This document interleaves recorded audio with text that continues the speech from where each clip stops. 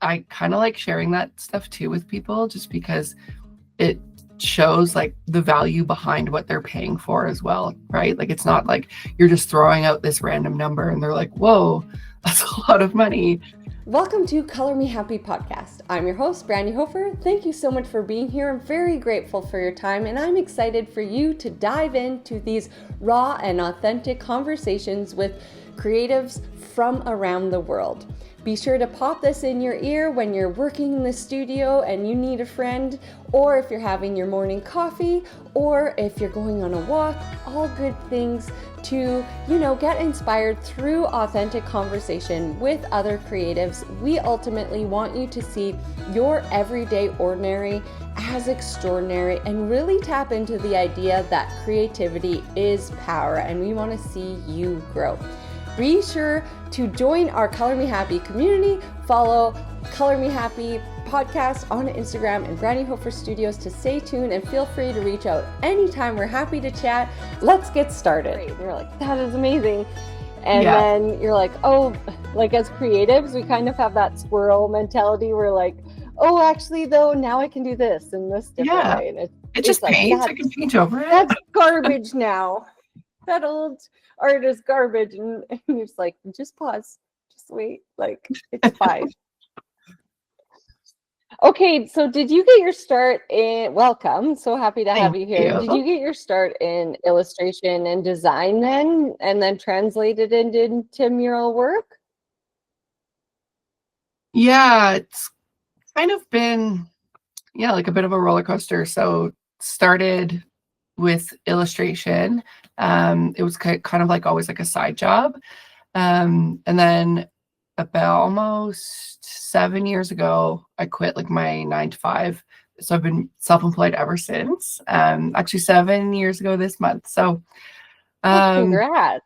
Thank you. And I wasn't doing murals yet at that point. So it was about like 6 months after that is kind of when I started. So I was doing like a lot of like custom illustrations, selling like heavy on the product base. So like cards, notebooks, notepads, stickers, like kind of like anything with my art on it. So that was like the majority of my business, and then like doing markets and things like that. So the mural stuff just kind of happened randomly when a friend asked, oh, can you paint on the side of this wall in our gallery? And it was just like very casual and very fun. And it kind of just like spiraled from there.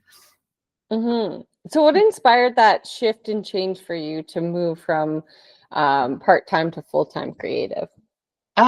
Just like the desire to just be kind of working for myself. So I had been doing kind of like the side hustle, if you will, for a number of years. So it was like for, I would say, 4 or so years, I was balancing both. So it was kind of just like a tipping point for me where I was like, I just want to be able to do this. I had moved from Toronto to Calgary. And this was like I don't want to say easier, but more of like a low risk to try it here, just because the cost of living is lower here. We were just like more in a position where like, if we're going to try it, like it's going to be here. Okay. So what were you doing full time before? I was in event management. Oh my gosh. Yeah. So very busy. Yeah, I just worked with a event management company on Tuesday. I did like performance art at the Remy Modern in Saskatoon. Oh, cool. And like I used to do hospitality and events too, for a theater, a local theater, not movie, which my cousins were like, you got a job at the movie theater? I was like, no. Like our community theater for like performance event-based things. Like, I'm like, but thanks for being enthusiastic about me selling popcorn. That was kind of you, but not really, because you assumed I was excited about getting a job at the movie theater. Anyway, like an artist pumped up. I'm like, yes, the movie theater. No, like that's a job of a 14-year-old. So it reminded me of that like panic when like a performer's coming or something's coming up, or like everything has to be and you have to organize all these people. I'm like, oh, so stressful. Because Yeah. the day before, there's like, here's the image of the painting, and or here's some images. And I was like, what are these photos for? And she's like, the painting. I was like, no.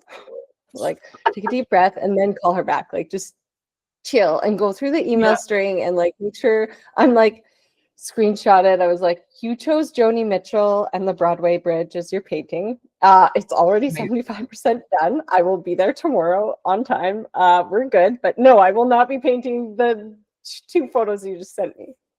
So yeah, like I could see why you wanted to leave events. Yes. Yeah. And I mean, Insane. I loved it. I felt like really comfortable in that kind of career path. But like ultimately, obviously, like as an artist, people are just really wanting to like do their own thing full time.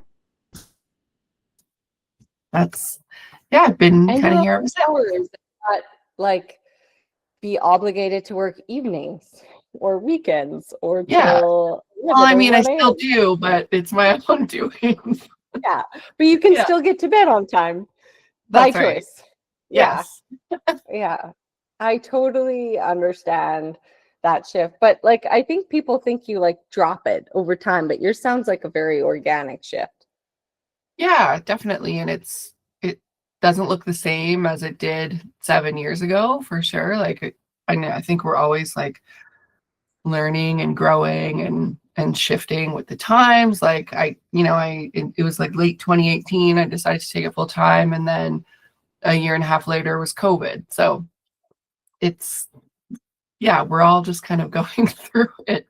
So Which I mean, I think was pretty like obviously terrible, but like for creatives, it gave yeah, us like our own like the ability to advocate for ourselves. absolutely. And there was a really big push in like the support local kind of movement. Um, During that time, people were like, okay, how can we support the businesses around us, whether it's like, you know, things that people need or just helping your creative friends kind of just stay afloat. Yeah, no, it worked. And murals like are a great way of like adding an income stream for creatives as well. Definitely. I definitely started like slower with the murals because obviously like I just kind of did a random one and then a friend wanted one and it went from there. But my first commercial mural was I think in COVID time. So like I had the mask on in a restaurant and like they weren't even open yet, but they were kind of like preparing for a soft launch and like what that looked like to them. So it's all very interesting. Yeah. Did you go through like a time, like, are you a researcher or a person who dives in and you're like, oh, shoot, I didn't charge enough and that took too much time? Like, was there ever a point in there where you're like, oh, Yeah. this is like, because murals are very hard, which I think people are like, oh, that's just, you're like, actually, I spent like 11 hours digitally designing this. And then Yeah. like, we decided on palette and imagery and I redid the image and like, it takes a lot to like put it on the wall. Like, was it Oh harder yeah, than you thought it would be? definitely. I found like when I first started painting, there weren't a lot of resources. So I just like, yeah, the first one I did was just for my friend, and she's like, "Do you want to paint this?" So like I didn't charge any money. And then I got to the point where someone was paying me money, and I'm like, I think this will take me 12 hours to paint, but it took me like two and a half times that. So I'm like, okay, that's not right. There's got to be a better way to kind of price this. So I really kind of did like a deep dive from there. And I'm still finding like kind of conflicting information. Like it's just like it's kind of broad depending on like, are you looking at like the Canadian market or muralists around the world? Like it kind of looks different. So um definitely kind of fine-tune that over the years. But I feel like I'm in a good spot with pricing, and my price reflects, if it does take me a bit longer, that's okay, because I've charged enough. And you feel like it's a good exchange for your energy. Totally, totally. And Yeah. like you said, like a lot of people, I don't think understand like all of the work that goes in behind the scenes. Like even if it's just like back and forth with your client, like sometimes I'll send a design and they're like, great, no changes. But other times it's like a lot of back and forth and like a lot of tweaking. 10. Yeah. So there's a lot behind the scenes, and I kind of like sharing that stuff too with people just because it shows like the value behind what they're paying for as well, right? Like it's not like you're just throwing out this random number and they're like, whoa, that's a lot of money. So it's like, yeah, kind of shows everything that's included in that. And you have to know like what's going to take time with our murals. Like it always loops in portraiture, and my assistants can't do the portraiture part. Like that's Right. all me.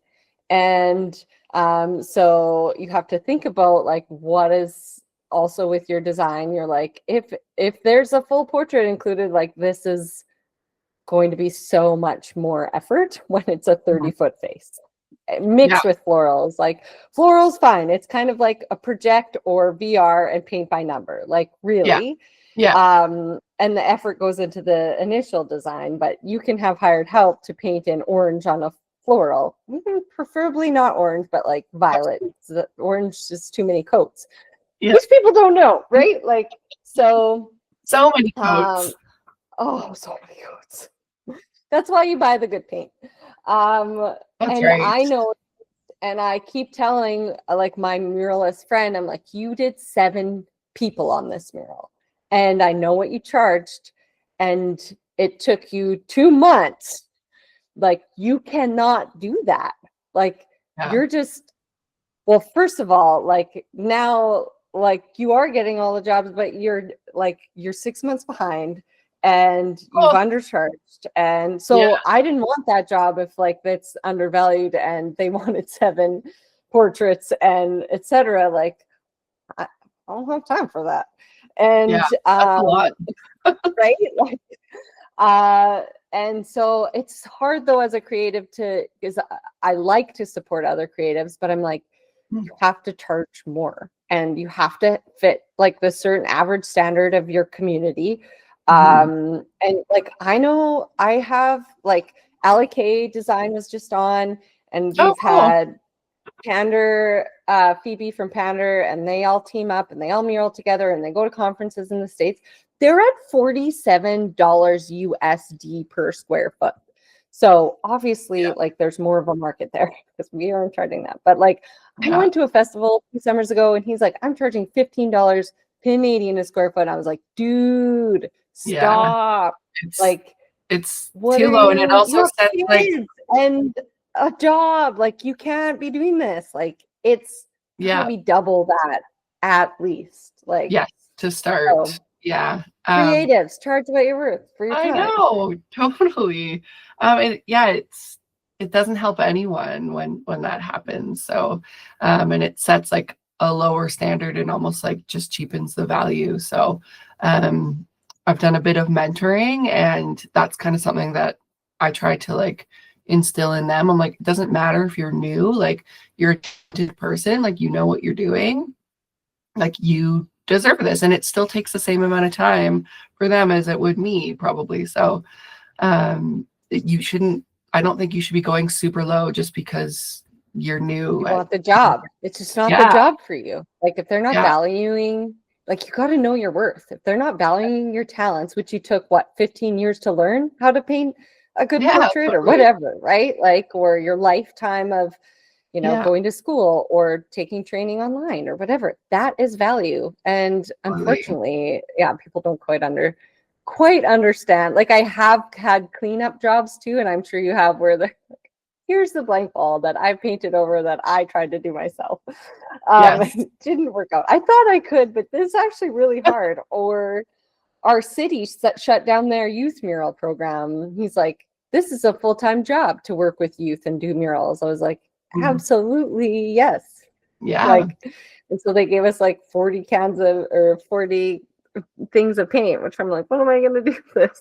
But like, I'm like, the thought was there, but it's definitely like, and so I guess we should take it upon ourselves to talk about it and be very transparent, and do mentorship Yeah, about totally. process, pricing, and like Phoebe does a really good job of that, and so does Allie, like on sharing, like Yeah, educating other artists. totally. I've done like Instagram posts too where you know, those ones that are like, here's how to work with me, kind of like a reintroduction. And I've like flat out said kind of like, here's my project minimum.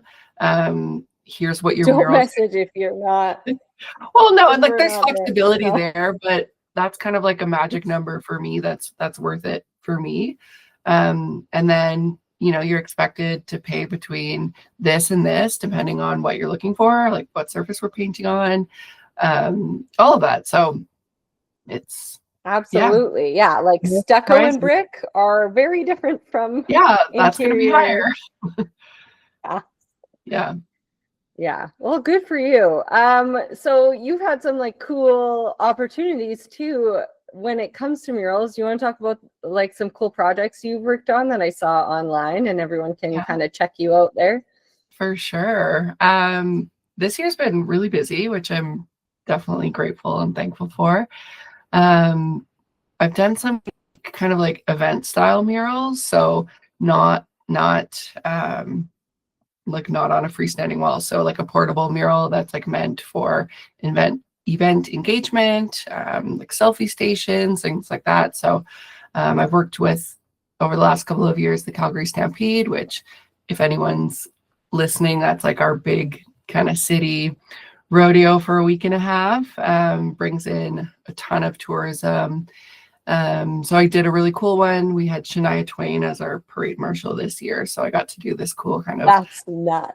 like fun, girly, Western kind of mural. And it was located in the content creator lounge. So I actually brought some glitter paint and people got to, you know, add their little touches to the marquee lights. And it's just like something fun and engaging for an event. And I think a lot of events are kind of leaning towards activations where people are doing things and people are like taking pictures of it or taking video, just like anything to get their event online. Yeah, Yeah, absolutely. And it's a good idea where people feel a part of it and feel seen, right?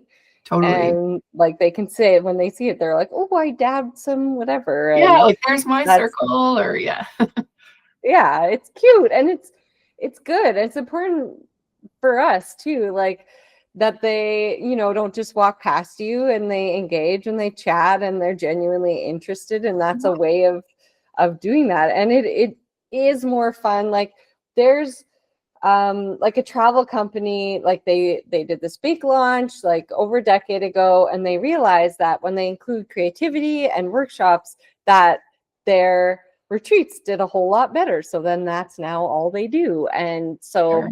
that's great for like, and tourism and economy. Did you see the thing about Scotland recently about how the I don't know if they call him their president. He's super old and funny and great, and he Okay. believes in the arts. So they decided to invest. Oh gosh, I need to learn the facts No, so I I don't can think I really know spell this. this out. I think it was, I don't know how many years ago it was, but they decided to invest in artists, and their return was like 1 point, like their return was on 1%, 1.83% Wow. for their country, like overall economic and Yeah. tourism growth. I mean, whatever their goal was, they like almost doubled it. So So cool. it's just like there's the evidence, like Mhm. on like when you include music, like any sort of, we know this, like Yeah. you think like over time and what musicians have done and the massive amounts of people they've done and marked history. So I really think what you're doing is a cool way of doing that and honoring Canadians and honoring our culture and getting people to the event and getting the event seen. Like It's super fun. so And neat. from like an artist perspective too, I find I found like the most success putting myself in like these random kind of projects where like maybe someone maybe wouldn't think it was worth it to paint, you know, a mural that was not going to live forever. But the amount of eyes that were, you know, like on work like that, and these kind of like random one-off things has like brought me the most business, because people are like, I saw this like random thing you did for the Stampede. And it's like, just because that mural like doesn't exist like in the city forever, it's still like getting recognized. And I was recently hired for a job, and like the inspiration photos she sent me were actually my murals, which was amazing, which is like the best thing you want to see when someone's sending inspo pics. Like, here's your work. I was like, oh, thank you. But like the first one she sent was like a portable mural that I had done. So like people are seeing it. And if I hadn't painted that, you know, she wouldn't have like wanted that style, or maybe like hired someone different. So yeah. Do you ever get like nervous or stressed or like fearful? Like, how do you overcome that before like an event or a big project? I just kind of like power through. Yeah, I did a speaking event a couple of weeks ago, and those are the worst. Yeah, and it's the like best worst. Yeah, so I was asked to be a part of a panel of 4 women that were in like totally different industries. So I was like the person there representing the arts and kind of just like talking about our journey. So obviously I was very flattered to be invited and included, but like public speaking has like never been a strong suit for me. But I'm like, this is an amazing opportunity. I just need to like push myself out of my comfort zone. And I find like the more that I do that, the easier obviously it is. So just like knowing that like nothing bad's actually going to happen. And it was fine, of course. Despite like being soaked after. Yeah, like I had like made all these notes. Like I got some questions ahead of time. I was like prepared for every answer. And then it turns out they didn't ask any of those questions that I prepared for. So I was like, oh, great. Like, so the questions I was stressing over, like it didn't even matter. So, and the question she asked, like, and it could have flopped the other way. They could have done it all, and you would have had to like, honestly, right? And that probably would have felt like a little bit more scripted too. But we just like played off a conversation, and it was great. So I like those panels because it does take the pressure off, and it is a little more organic. But I've also had the opposite happen, where they asked, like in a very important meeting, like they covered like for 2 hours everything I was afraid they would ask and say. Oh, man. And like I came out of it and like, thank goodness I prepared for 2 days before this meeting, or I wouldn't have had like that comeback to why are the arts important, or why do you think you should be paid that, or you know, like those are hard, pressure filled, and you need a backup response where you know the statistics and values. Right. Totally. And you can be like, well, in this example. Yeah. Right. Something that helps me too. I was kind of just like telling myself, like, no one knows the answers more than I do about my own work or my own business. Like, I should be able to answer this because I'm living it every day. So that kind of gives me comfort as well. Just like knowing, yeah, like I know the answers. Yeah. Like positive self-talk. Like I have been doing this a long time. I am the expert at what I do. And like I'm capable, like people are hiring me, like I know what I'm doing. Yeah. It's hard because I don't know if you went through it, but like at the beginning, like I don't know how you look younger than I am. But like before social media had such like rooted, you know, potential for self-advocation, like there were like it was felt more desperate. Like you needed representation from a gallery and etc. to be like deemed worthy as a creative or artist, unfortunately, or to get a job, right? Like it was harder to get your eyes on your work. I literally dropped out of art school for this reason. So because like there wasn't social media when I was in college, like when I first started, and there wasn't even like platforms like Etsy or like things where you could like sell your work. Like to me, it felt when I was there, like you need to be a gallery artist, and like that's kind of it. And it's like super competitive for living in Toronto. And I was like, I don't know if this is for me. And like, so I just like went more of like a traditional career path, and then realized that like our reach now is so much bigger. So I think about kids that are in university now for art and like the opportunities that they must have just because like the internet and everything's so vast. Yeah, it is a very different time. And but I'm sure like that you learn, so even though you went a different route, you learned so much from like taking schooling and different Mhm. and learning how to like did your event job. Like what did it teach you for like your career now? I think it's definitely kept me like more organized than like maybe someone would think like a creative brain would be. Um, Still like chaotic here for sure, but um, just like having like my process and like things in order and just being able to like schedule myself properly, like in terms of my jobs and like when I'm doing my mentorship program, like that's kind of like an event on its own. So that to me, that kind of helps having that kind of background. Absolutely. And like talking to people and being able Yeah, to, interact in a certain like professional way and which for sure. yeah, it totally helps. Like all of those things that you're like, oh, I didn't go to art school, but like I learned this, this, and this along the way for, yeah. Okay, I have some fire round questions for you. Oh gosh. Okay. What's your favorite? Okay, so you got like this will be two. Like when you're working, what's your go-to drink? And then when you're in your studio, what's your go-to drink? Like coffee, tea, Okay. keeps you going, hydrated Yeah. throughout the day. I always have a giant thing of water. Shout out to Hydro Jug. Oh, Um, but I love when I'm doing outside in summer painting, I usually go for iced coffee. Um, that's like a big one. I don't know, I'm kind of like boring that way. Like it's like coffee and water. Yeah. that's Or not if it's like boring. really hot, like a crispy Diet Coke is always really good. Oh, nice. We did a 3,000 square foot mural and we were like, oh, bring us a matcha. And then like it was getting Amazing. to like 11 matchas a day, and we were like, we have to tone this down. We can't Yeah.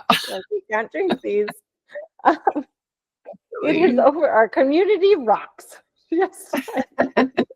We do love matcha, but we don't need to like IV it into our veins. That's right. Although it helped probably a little bit, like set up to sundown on a big project is like Yeah, takes that's huge. everything more, 3,000 square right? feet. I know. My partner works for a marketing company, and her boss sent me a picture when she was back at work, just like passed out on the floor, and I was just like, "IV or some matcha? Well, you'll get through it." Look here. So pick up 8 Starbucks matchas. There's something special in those amongst the matcha. I don't know what they put in it, but it has a secret addictiveness. Amazing. Okay, I'm gonna try that I had to next. like I had to like come off it. I'm like, you can't do this anymore. Yeah. Yeah, so he's like driving there mid through the day. I need another one. Um, what is what is your go-to snack too? Like what's your secret pleasure when you're like relaxing or like recovering from a big like event project? Like after while I'm working. After, like to recover. Like what do you do and what do you eat? That's what I want to know. Oh, I definitely rest. We cook a lot at home. Um, so just like anything kind of like warm. We love doing like taco nights, pasta, just kind of like comfort foods. Nice. Oh, does Yeah. your partner help you cook? Yeah, he's actually like a trained chef, so Lucky. yes, I do a lot of the cooking, but it's definitely a treat when he does. Yeah, he probably doesn't want to do it all the time if it's work. Yeah, yeah, and he works a lot, so Yeah. yeah. Yeah, that's tough. Okay, so last question, sponsored by Red Bicycle Communications. I don't know if I said that already, but No. if you had unlimited funds for your community, and you can do, Calgary is pretty big, but if you want to do like smaller in your pocket of Calgary, if you had unlimited funds for one day, what would you do for them? For the community, Yeah. I think it would be really cool to organize just like a giant community mural where everyone who's like wanted to do a mural fest that hasn't been accepted, or they're wanting to like start out and just like learn some things, like there's kind of like a spot on the wall for each person. I don't know like what that would even look like, but obviously with like unlimited funds you could find a way to make it happen. You could find the right wall. I'm really big on just like sharing knowledge with people. I try to like bring in assistants when I can, aside from when I do a mentorship program. So I just love sharing, and I think having like more people making art is like never a bad thing. So Absolutely. I love that. Thank you for sharing. And thank you for coming on today. Where can everyone find you? mainly on Instagram. That's kind of my go-to social media. It's at Rachael Lyon Design Co. And it's gorgeous. Everyone has to check out your project. Oh, That thank is you. amazing. Thank you. Cannot wait. If you have any questions, feel free to reach out on Instagram at Brandi Hofer Studios anytime. I'm happy to chat. That's where I sit. And I'm so glad you're here, and I cannot wait for you to dive in. So give us a like and subscribe, and check the rest of our channel. If you want to feel empowered and inspired, like and subscribe for more. And if you want to get creative, check out all our art hacks on this channel.